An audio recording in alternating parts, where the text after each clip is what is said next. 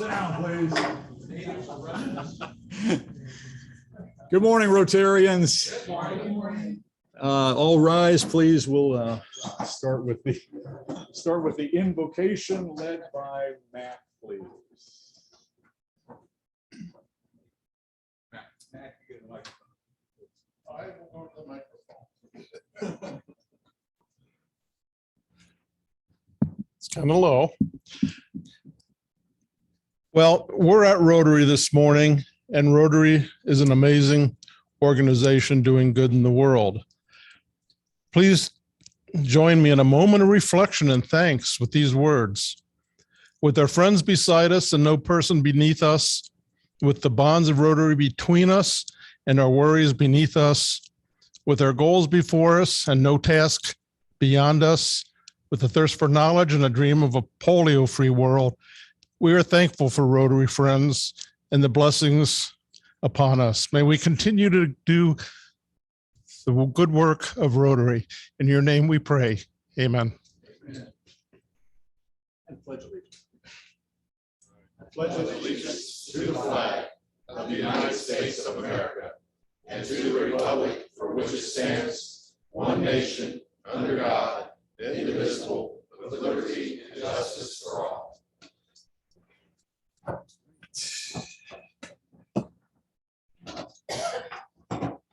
Once again, good morning. We have a fairly full day today. Our special guest today is Tim Rudd, who we appreciate you joining us today, Tim. We'll have you speaking here in just a short while. Harry will introduce him. Other special guest, but not a guest for much longer, is Jeff Birch, who is our newest member. We appreciate you being here, Jeff, and glad to have you back.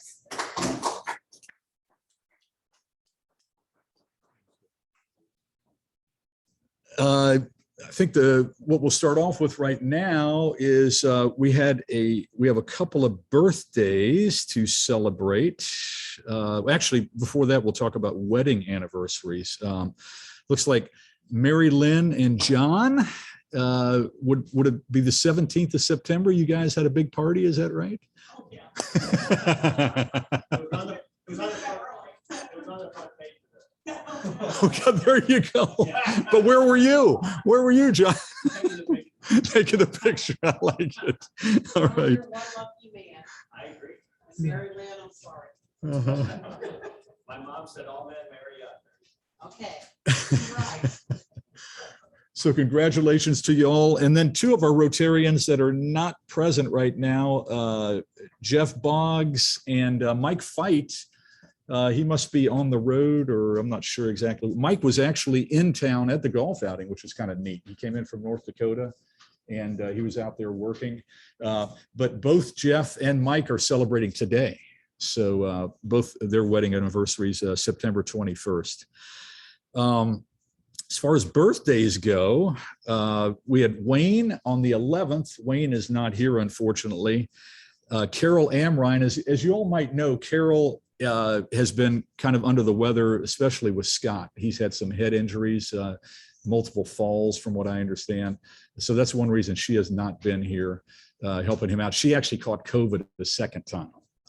So if you're in touch with her at all, I've been chatting with her because of the Golden Rule engagements that we've been doing, but that's one reason Carol has been kind of scarce. But at any rate, her birthday was on the 19th. But on the 16th was Aaron. And I think we have a silver-tongued individual here, Tony, that might be able to serenade Aaron here, if you would.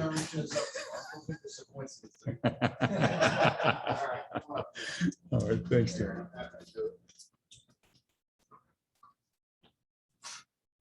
And first, Aaron, I want to thank you for all your help with the golf outing. Thank you. And keeping the foursomes organized. We appreciate it. So, and they say it's your birthday, or so we've been told. And though you seem ageless, you're another year old. On a cake, there'll be candles all lighted for you. And Rotary is singing, happy birthday to you. Happy birthday. Thanks, Tony. All right. Thanks for having a birthday there, Aaron. Appreciate that. Okay, next up, Tony, I should have just kept you up here. We're going to have a summary of that highly successful golf outing that we had. And Tony's going to give us just a thumbnail of all the details, how we did. And if you wouldn't mind taking over the floor.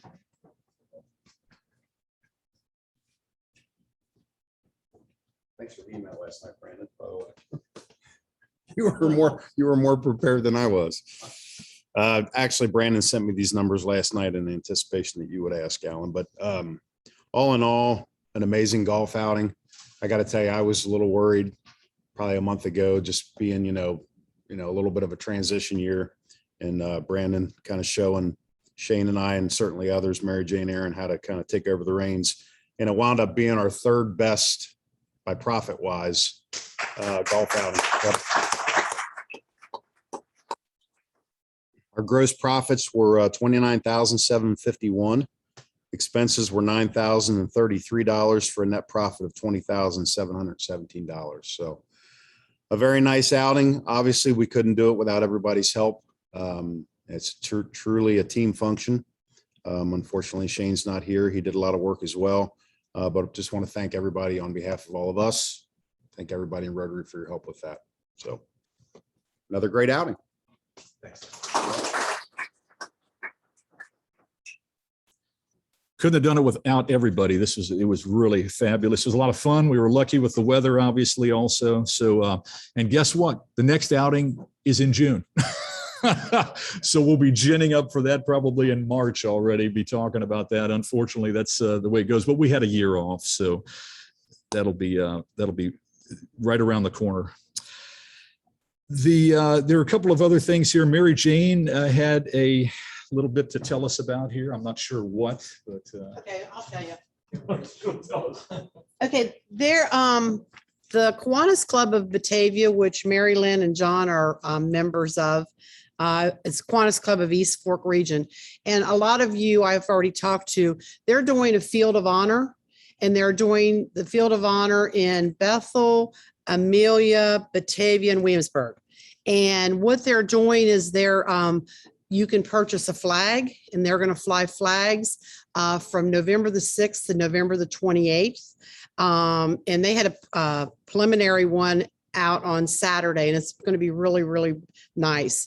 The board decided to buy a flag in honor of our first responders and our veterans.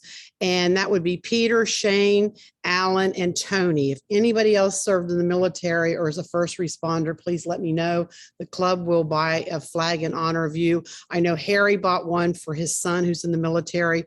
I bought one for my dad who is a veteran. So if anybody wants to buy a flag in honor of someone, please let me know. It's $40, and I'd be happy to collect your money on behalf of the Kiwanis and fill out the paperwork for you and send it to them. Or if you know anybody that would like to buy a flag, this is going to be really a nice thing for the community. So, or help our sister clubs. Oh yes, and we're a participating sponsor, so our name is on their information.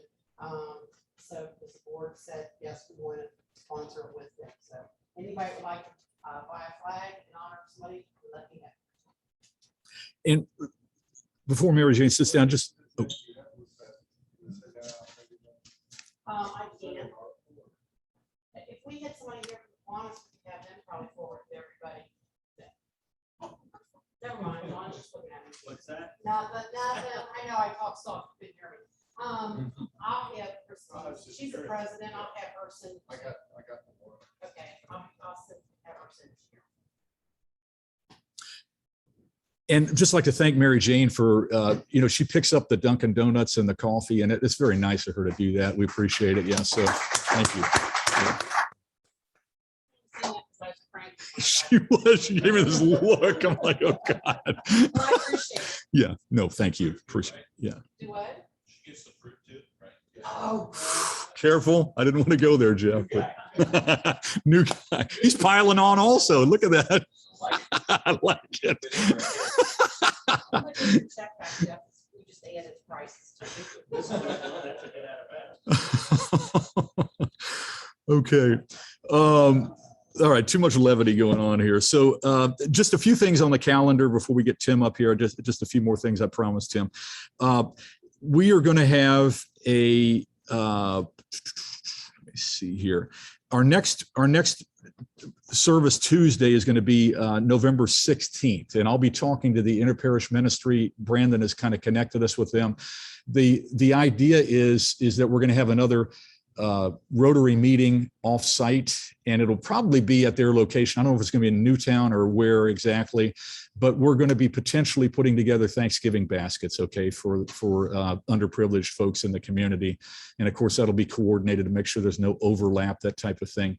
But that'll be November 16th. If you just check your dashboard, that's already on there potentially right now. That'll be a Rotary meeting on a Tuesday there. That'll be our service Tuesday for the quarter. Also bowling, thanks to Keith again and to Mary Jane, their idea. We're going to be doing that on November 20th. November is going to be a fairly full Rotary month, but it'll be a lot of fun, I think. And we haven't decided on a time, so be thinking that's going to be a Saturday, okay? Encouraging family members to come, obviously, if you got teenage kids or whatever. We're going to try to get the Interact kids there too, Nicole, if possible. Maybe they'd like to come bowling with us. But afternoon or evening, it's up in the air. So that's TBD, as my daughter always says, TBD, but that'll be November 20th. Way off in the future, May 17th is a hard and fast date. It's a Tuesday. That's when we would normally have our morning meeting, but that's going to be the veteran luncheon over at the Warbird Museum, potentially having Brad Wenstrup as the speaker there. And we're hoping that's going to be a really big affair and be very beneficial to several veteran groups in the local area here. But that'll be May 17th. That'll be on the dashboard very soon, if not already. Couple of other things. If you have an opportunity, there is a Rotary Day of Service, September 25th in Springboro. That's this mattress kind of deal where they're putting together mattresses for needy folks. Carol Hughes talked about that last week or last meeting. So if you have questions on that, we can get that information to you. But I think actually building beds. Is that what it is? Yeah. Okay. People are supplying mattresses. Our club has already supplied mattresses. Okay. Lynn. President. Yes, Do you sir. have anything going on Saturday, November the 13th? How could I have forgotten? I'm sorry. Lynn, would you like to tell us about that? Why don't you? Yeah. At the mic. Yeah, thanks. Thank you, Lynn. I'm sorry.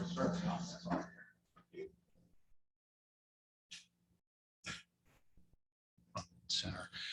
Why, good morning. Big event. Saturday, November the 13th, our annual spaghetti dinner. We passed out tickets, Nicole. We want to make sure we get them to everybody viewing on the big screen TV. So again, 2 desserts need to be supplied by every member, but put the date down. It's going to be a great one. Thank you, Lynn. I apologize. And we need every Rotarian needs to donate a door prize, or not door prize, but a prize for a silent auction. And unfortunately, I'm going to be missing for 3 weeks because I have to go to Cancun. So I won't be here, so I'm going to go ahead and announce it. You can start bringing it in. If I'm not here, give it to Lynn. But I know who you are. So we just had a golf outing and you guys were great. So this is, we only have 2 things every year, and the spaghetti dinner just happens to be piggybacked with the golf outing. But each Rotarian needs to donate something for our silent auction. Doesn't have to be a whole basket. Just bring it in. I'll put it together. But this is for our scholarships that we do for Great Oaks. We need to talk about that. We're doing scholarships for Great Oaks now. $4,000, $6,000 in scholarships, $2,000 to Great Oaks, $2,000 to Batavia, and $2,000 to CNE. And this is the fundraiser that we do for the scholarships. I thought they would go through dance. She's allowed to go down. I'm She just going can't. to the fun side. She just can't come back. I want to be on the fun side of the wall. Money for 2 charity organizations. Yeah, we had a good one. You had a great golf outing. I appreciate it. Go to Cancun, Who's gonna audit the books? record year. I'll look at that. Would you like to do the video? Yeah. Okay, we're just going to look at a quick Rotary minute here, and we'll tie it in with a little information about what the club has done recently.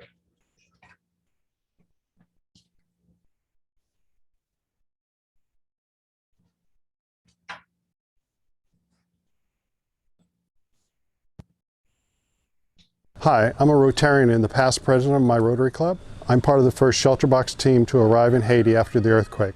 Now that our aid has arrived, we're checking it quickly so we can get it out to those that most need it. We're also working with the Rotary Caribbean Disaster Response Committee to help understand how we can help those most affected here in Haiti.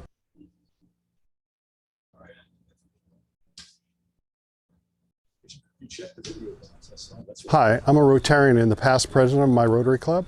I'm part of the first shelter box team to arrive in Haiti after the earthquake.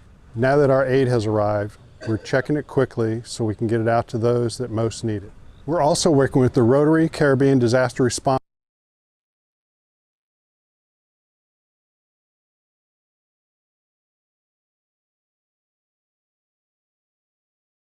Committee to help understand how we can help those most affected here in Haiti. Matched to the hurricane. I'd like to thank all the Rotarians and Rotary clubs. So, this gentleman here is in a Rotary club that is helping out in Haiti.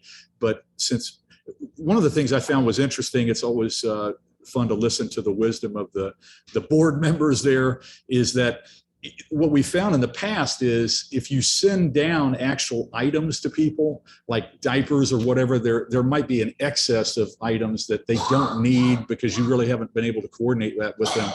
And so it's better in that type of situation to actually send money, and of course to send it to a group that's reliable, so that's going through Rotary. So we decided to take some of the club's funds. And I don't know, Brandon, would that normally be golf outing type money, or where would that normally come from? Yeah. Okay, so that's what the golf outing would be going towards, is things like that, I would imagine. All of our charity donations. Yeah. Okay. That's our biggest funder for our charity. Okay, Mac? Just to comment on that, down in Louisiana, they're part of our Heart of America Rotary Zone. We've got our district, then we have zones, and zone 30 and 31 make up the Heart of America. And I know the district governors down there from those three districts, and I've seen what they're going through down there. And they did put a fund together, and I am 100% confident with Rotary managing that the money is going to go where it's most needed. So I'm very proud of this club for stepping up, as are many clubs throughout our Heart of America. Thank you, Mac. All right, without any further ado, Harry, would you like to come up and introduce our speaker? Well, it's my pleasure. Alan told me 3 minutes before I got here. I get introduced Tim Rudd. Tim and I go way back. I'm going to let him explain when the court split from municipal and common pleas to two separate clerks. And I think that's when you started. He'll give us those dates, and the duties of the clerk of court is to run the courts. So I'll let Tim Rudd do that. Tim's been a good friend many years, 30 years, I'm guessing, and lives down in New Richmond on a farm and is active in life. So with that, Tim Rudd.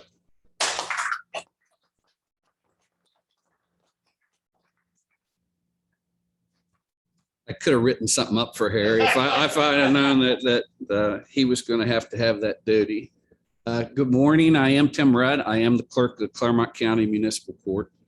A little background on me. I am a graduate of the Felicity Franklin High School in the University of Cincinnati main campus. I graduated in 1981 with a degree in economics, graduated with honors, summa cum laude, Phi Beta Kappa. I've had a varied work experience. I've farmed. I've worked on a guest ranch in Colorado. I was a management trainee at the Citizens Bank of Higginsport. I worked as a sales tax commissioner agent for the Ohio Department of Taxation for 8 years prior to David Cottle, then the Common Pleas Clerk of Courts, hiring me as the assistant clerk. I became the clerk of municipal court in 2004. My service to the Clermont community includes, I'm currently a member of the Clermont Senior Services Housing Board. I've been president of the Educational Service Center Board. I served on the Clermont County Board of Elections off and on for over a decade, most of the time of which I was chairman. And I chaired the Clermont County Republican Party for 16 years. And I think my biggest impact as chairman of the party was my impact upon the judiciary. When you think about the people who are currently judges, the only two that predate my chairmanship are Judge Shriver and Judge McBride. So the names that you're familiar with, I either recruited, encouraged, helped their campaigns, or helped them get appointed. And that would be Haddad, Brock, Ferentz, Miles, Nagel, Kramig, and most recently, Mary Lynn Burke. I chaired Mary Lynn's campaign, unsuccessful campaign for the 12th District Court of Appeals. And I would like to think that the way we conducted ourselves during that campaign, along with her eminent qualifications, led to her appointment to the Domestic Relations Bench. I also like to think that I plugged Clermont County somewhat as chairman. During chairman, we had one vice presidential visit, which was a rally of 3,000 to 4,000 people. And we had two vice presidential nominees come in for rallies during that term, which drew both local and national news. So just what the heck is the municipal clerk? Well, in order to answer that question, you have to have somewhat of an understanding of what the court system is at the county level. And at the county level, the court system is divided in two main courts. You have the common police court, which has a general division, which handles all felonies and all civil cases above $15,000. It also has a domestic relations division and a juvenile probate division. You'll find a common police court in every county. In every county, you will also find a lower court, which can take different forms. In Clermont County, the Clermont County Municipal Court was founded in the early 90s, and it was given countywide jurisdiction. The lower courts in each county handle all misdemeanors, they handle small claims cases, and they handle all civil cases below $15,000. So what that means is that my job, I take in all misdemeanor complaints in whatever form they take. That can be a traffic ticket, that can be a short form criminal summons, or it can be what we call a long form, where a police officer comes in, files an affidavit and complaint, and we issue a warrant if we find probable cause. I am the finder of probable cause in the county, which means the officer has to fill out the complaint adequate enough for us to cut a warrant out. We're the volume court. We handle 30 to 40,000 cases a year, whereas common police, they handle felonies, which are much more technical, much more serious cases. They may have a couple thousand cases a year. We handle 30 to 40,000 cases a year. Pay out traffic tickets. People can come in and pay those out prior to the court date. If we do, I collect all the monies and make sure that the monies get distributed amongst the various county and state funds they go to. Otherwise, cases that go to court, I have to make sure that the cases are ready to go to court. They go to court. Once a judge has adjudicated and comes back out, it is my job to docket everything that the court has ordered, to collect any monies that the court has ordered, to distribute those monies amongst the county and state funds, which are either mandated by a judgment in re or by the Ohio Revised Code. We take in between $6 and $8 million each year in the municipal clerk's office. It's also my job to report any reportable traffic offense to the BMV. It's also my job to report any reportable criminal offense to the Office of BCI&I, which is a branch of the Attorney General's Office, the Bureau of Criminal Investigations of Information. To say that we are the misdemeanor court is not to say that we don't see our fair share of felonies. Common police does not do arraignments. Only municipal court does arraignments. So if somebody is arrested overnight on a felony, they will be brought tomorrow morning before one of my magistrates or judges, at which time they will be arraigned. which means they will be explained what they are charged with, what the highest potential penalty for that charge is. And then if the court so chooses, they will set a bond.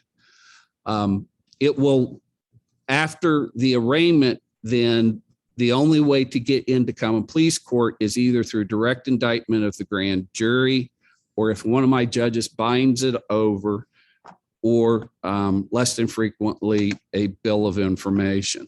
The state would review the case at that time. If they think it is going to be a felony, they will more than likely go the grand jury route. If they believe for some reason the officer has overcharged it, they would have the officer refile it as a misdemeanor.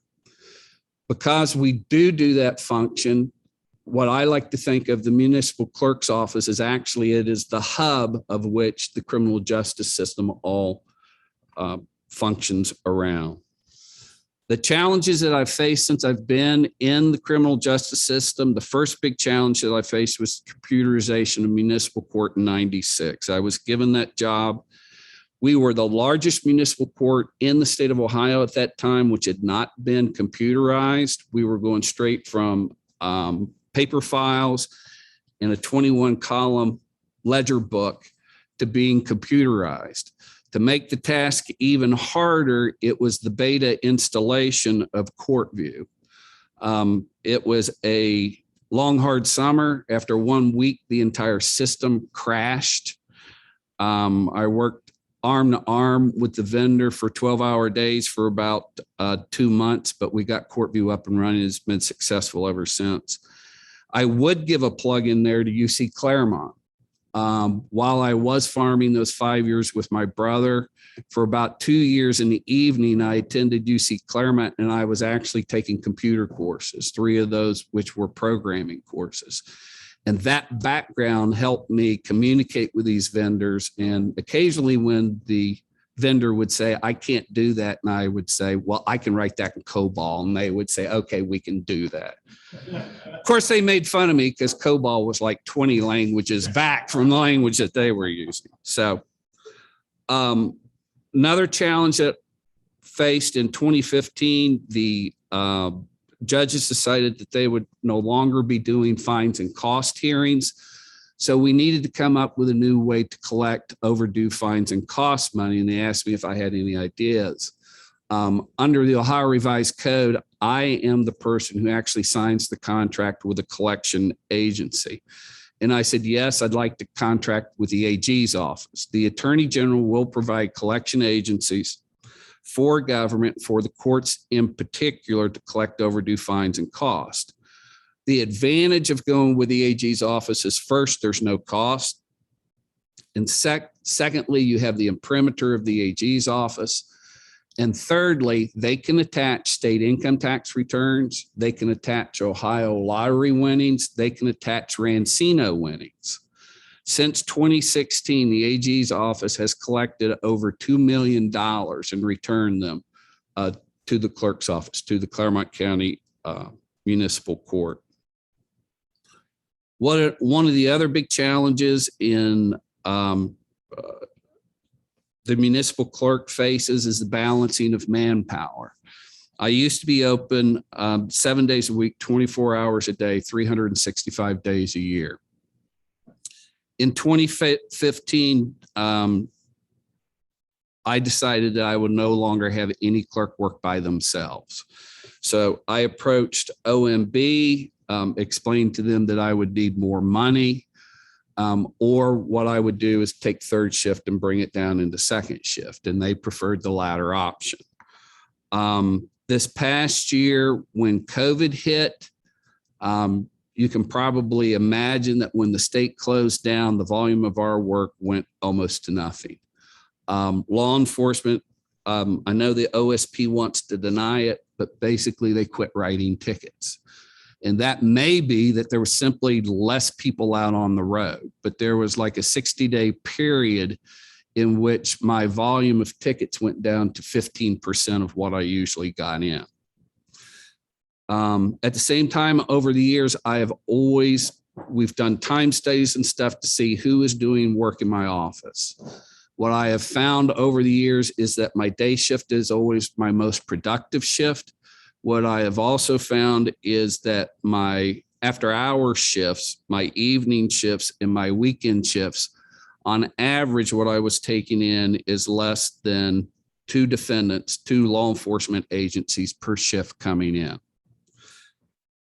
With OMB forecasting a record drop in revenue, and when I was looking at my revenues and expenses last year during COVID and predicting the end of that year going into this year, I was predicting a drastic drop in my revenues, and the workload was down. After talking with some of my fellow clerks, in particular the Warren County clerk, who is only open Monday through Friday, 8 to 4. I also talked to the Rocky River clerk, who's only open 40 hours a week. And the Licking County clerk, and Licking County is almost our mayor as far as population, jurisdictions, and all of them operate a day shift Monday through Friday. I actually, after reviewing everything, I made the difficult decision to cut 5 positions last year.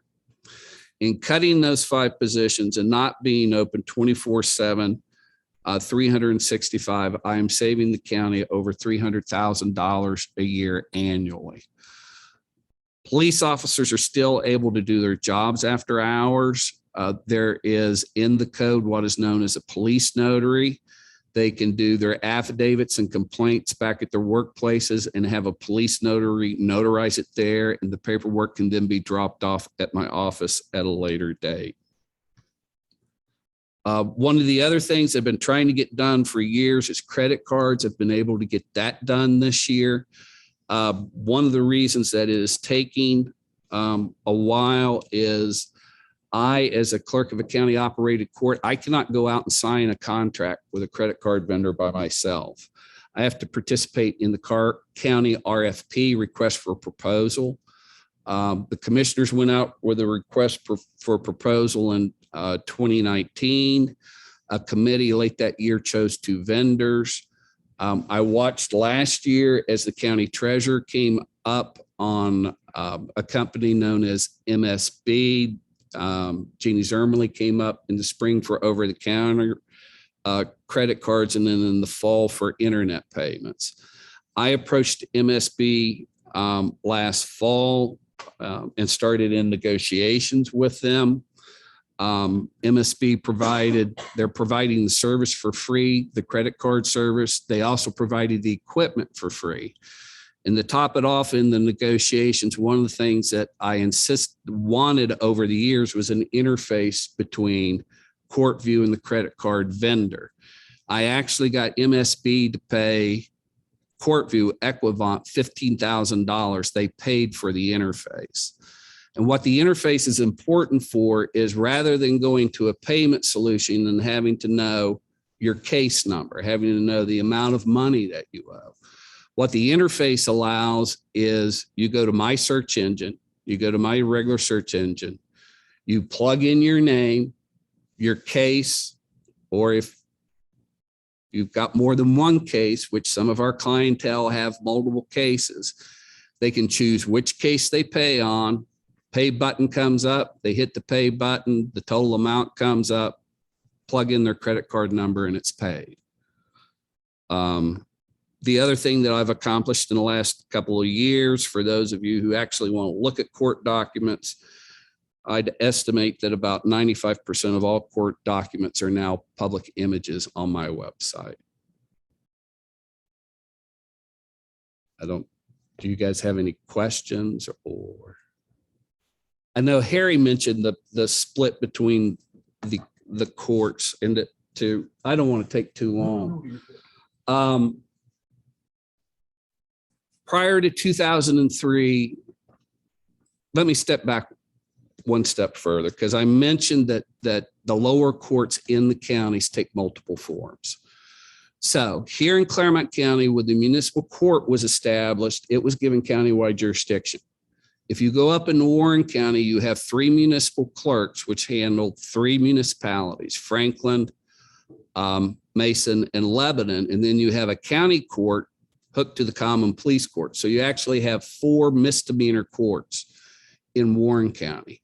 In Butler County, you have 3 area municipal courts with 3 municipal clerks. In Cuyahoga County, you have between, I'd have to look it up, but it's between 6 and 8 municipal courts. So the lower courts can take many forms. In 2003, the short answer as to why we have 2 clerks is that the Ohio Revised Code calls for it. I think it's 1901-30, it's either 30 or 31, states that if a municipal court serves a jurisdiction over 100,000 people, they are to have an elected clerk. There are exceptions in there. There's between 4 and 6 exceptions in there. Prior to 2003, Clermont County was an exception in there. In 2003, the then sitting clerk of the Common Pleas Court, David Cottle, and the 3 municipal court judges, Schreiber, Herman, and Haddad, approached the Clermont County commissioners and said that they wanted their own separate clerk, that there was a need because of the volume and the amount of work that is being done, that they needed a separate clerk. The commissioner sent a resolution up to the General Assembly, and the exception was taken out of the code. So the only thing that happened is the word Clermont County was taken out as an exception, and that created the municipal clerk in Clermont County. And it was based on volume. Like I said, we do 30 to 40,000 cases a year. We take in $6 to $8 million a year. And during the computerization process in 96 and talking with the judges from 96 forward, all I kept hearing is we need our own clerk. As you can imagine, the clerk of the Common Pleas Court, it's even in the title that he is the clerk of the Common Pleas Court. Their focus tends to be on the Common Pleas Court. So what your choice becomes, people want to point at Hamilton County that has 1 clerk. Well, there is 1 clerk down there, but I can tell you have to eat your way down through about 8 levels of supervisory to get to somebody who you can actually talk to about what the job process is.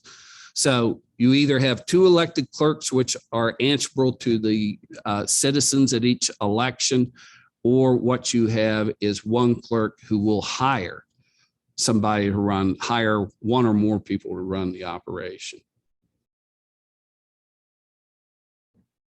Any other questions? 30 to 40,000.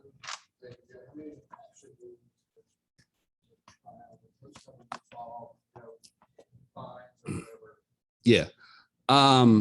Traffic cases, it's odd. Back when I first started in the late 90s, we used to get like 25,000 traffic cases a year. Now we're down about to 20,000. We get about, and it goes up and down, and I'm not sure why. Some of it probably is because they've criminalized certain traffic offenses. In other words, when you get so many DUIs, they become felonies. And once it's a felony, it's considered a traffic or a criminal rather than a traffic. We get 6,000 to 8,000 criminal cases a year. And then we'll get between 6,000 and 9,000 civil cases a year. About between 2/3 and 3/4 of the traffic offenses that are filed in the court are payout tickets. And I would say about 2/3 of those are paid out ahead of time. In fact, now that we have credit cards, it may be even going higher, because what we're finding in credit cards is that the amount of checks that we're taking in have actually dropped by 3/4. We're taking in 1/4 of the number of checks that we used to take in, and the rest of the bulk of that is credit cards. And the added advantage to that is, believe it or not, people will write bad checks to the courts. And when they write bad checks to me, there's another court case. So, I mean, it's unfortunately, you do learn a lot about human nature when you get in the criminal justice system. Our heavy times of the year, Traffic wise or summer, the 3 summer holidays, Memorial Day, July 4th, and Labor Day, as Tony can tell you, they sort of squash all leave on those holidays and they throw people out there on the highways and they write tickets. A normal weekend for us, maybe a couple hundred tickets. Summer holidays, we'll get between 15 and 1,800 tickets from the State Patrol alone. That's the other thing that got done this past term is e-ticketing, which we now take in electronic tickets from the State Patrol. We were actually a pilot. We were asked to be a pilot by the Ohio Department of Public Safety and the Highway State Patrol. And I think one of the reasons we were chosen as a pilot is Judge Shriver and I had been pushing for e-tickets for about a decade. So when we finally got the right people in charge up at the Ohio Department of Public Safety, we were able to be the pilot for that.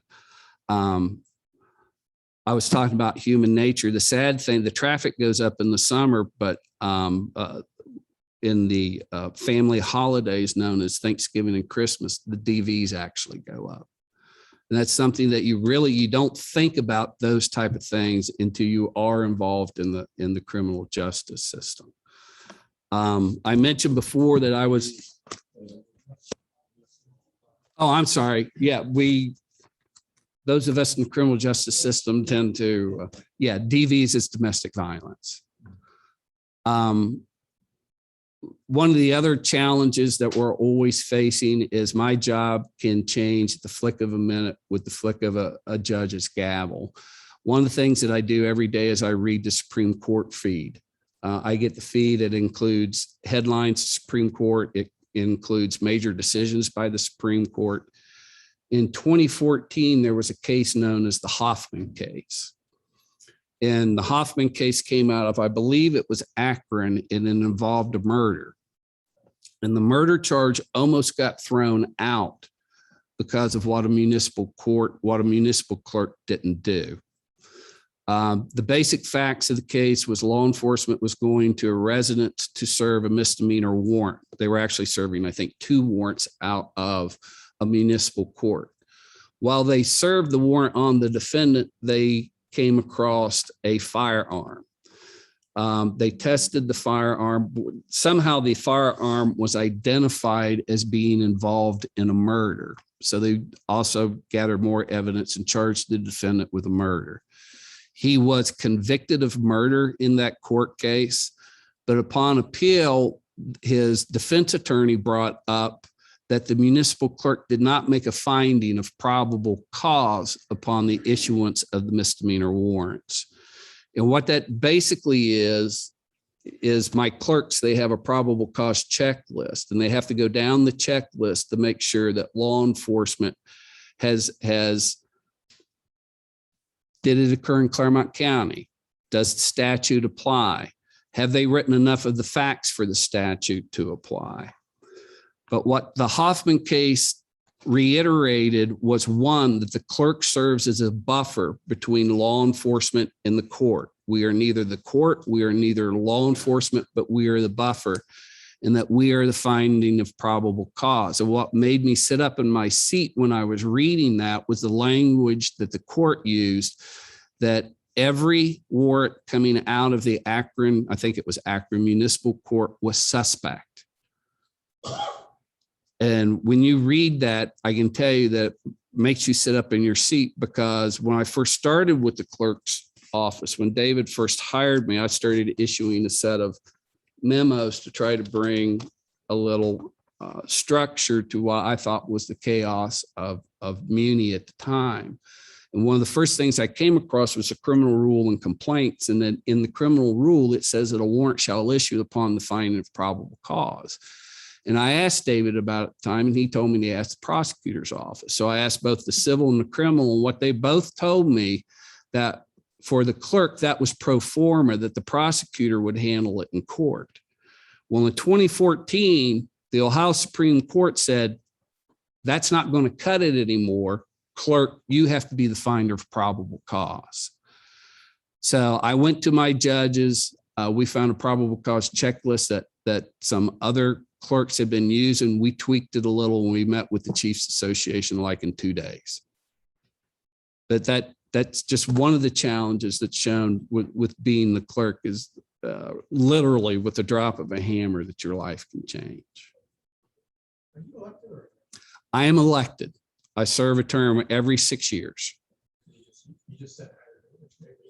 Oh, I'm sorry that. Yeah, I was hired by the previous clerk. I served as the assistant clerk for 8 years prior to becoming the elected municipal clerk in 2004. Mac. So you talked about two different clerks. There is a common pleas clerk. That is Barb Wiedenbein. Barb Wiedenbein serves as the clerk of the common pleas court. And then I am the clerk of the municipal court. And both are elected? Both are elected. Barb Wiedenbein is elected to a 4-year term, and she is elected at the time where you have most of your count. She's elected in even years. The municipal clerk, when it was established, and this is far before the Clermont clerk's exception was taken out, I'm not sure which the first one was. What the code calls for is the clerk to be elected in the same manner in the same time as municipal court judges are. And municipal court judges are elected in odd years. So I'm elected in an odd year and I serve the same term as a judge. My term is 6 years. Tim, where does a small claims court fit? You mentioned a $15,000 figure. Yeah. Small claims. The advantage of doing small claims is it's a lower fee because there's lower service and it's usually a simpler. Small claims jurisdiction goes up to $6,000. Yeah, it used to be when I first started, it was 3, and then it's been 6 probably for about a decade. What was the $15,000 figure? Did you mention something of $15,000? No. Yeah. My overall jurisdiction for civil, I go up to $15,000. Okay. Anything above $15,000 is technically supposed to go to common pleas. The reason I say technically is back in the good old days, all mobile home disputes used to go to common pleas because it involved a title and it's basically a person's place to live. But about a decade ago, I can remember having some conversations with Joe Eaker at the time. They decided to give jurisdiction for mobile homes to the municipal court clerk too, which I thought I was leaving that behind at common pleas.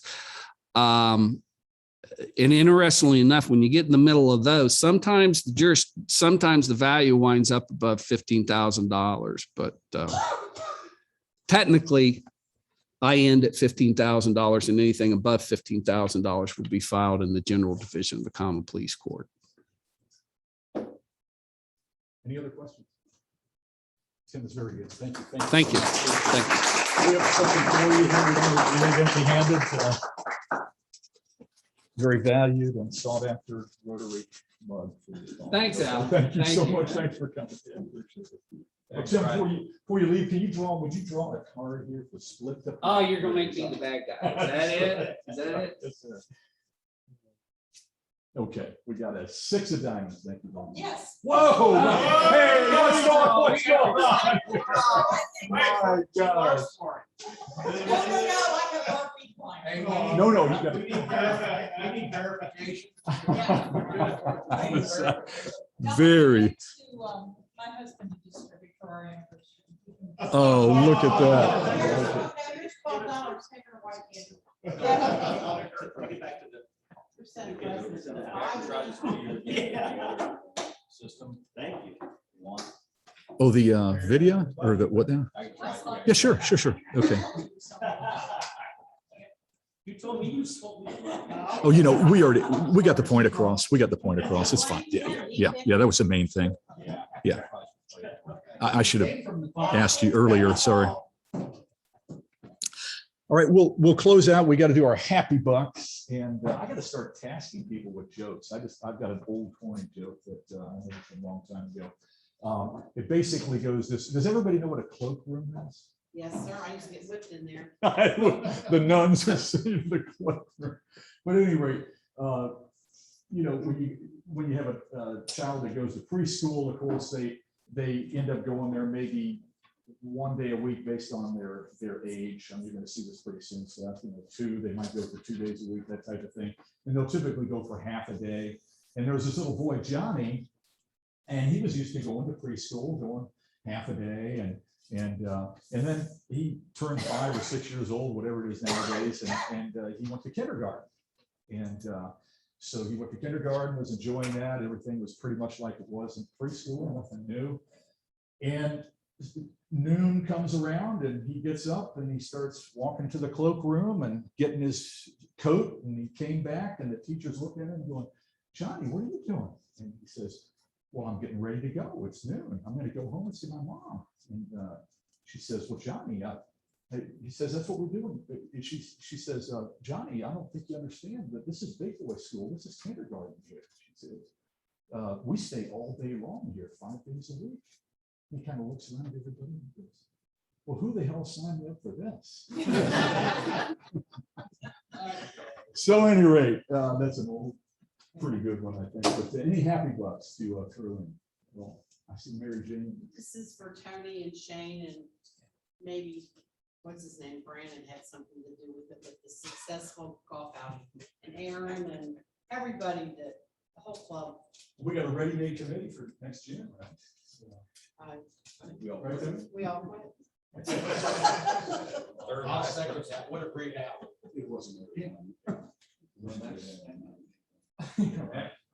I've got $1 because in spite of the pandemic, Batavia Rotary is back. My son got married. Married in Anaheim. That's awesome.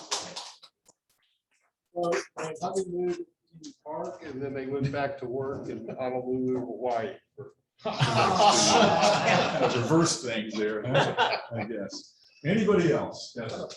I'm gonna add a couple names to the thank you list. Robin Hakes did a good job.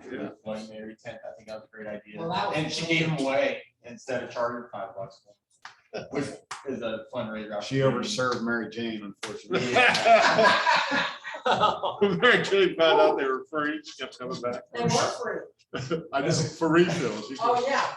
Yeah, as a club president, she brought me a sample and said, I'd like you, and I just had to put a donut in my mouth. And I'm like, I don't know, then the donut went away. And I went, Robin, this is a little strong. And my second name I'm adding is Matt. He did a great job with pictures. That's Oh, right. absolutely. He captured the day very well. Just for a successful outing for everyone. Yes. Thank you. All right, great. Okay.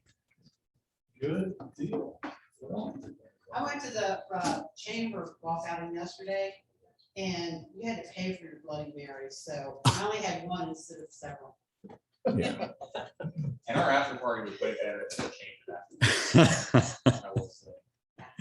Yeah, that was a great Yeah, outing. it was Really great. was, really good. We had better weather than the chamber too. People say they play all right. Yeah. And not to mention the massage and chiropractor, or not chiropractor, massage and stretching. Yeah, that was great from Shane. That was really neat. I think people really enjoyed both of those activities coming up Something to there. discuss more. I heard a lot of people say, we love this new schedule you have. Being early. Oh, yeah. I was seeing every force of when they came through. Yeah. Just something to think about for the future. Chambers when they're. Yeah, it's nice to get on early. It's very nice. People like it. Our next meeting will be October 5th, and Denise DeStasi will be here. Should be very interesting. Invite friends to come, if you will. Bring your wives. She's going to be talking about bullying in the workplace and in schools. Should be very interesting. She might be bringing her dog too. I think he's like a support animal or whatever. So, but she's published some children's books. I think that Sheila found her as a speaker. Speaking of speakers, I want to thank Harry for getting Tim here, but please get in touch with John and recommend some speakers. We're empty for after the beginning of the year.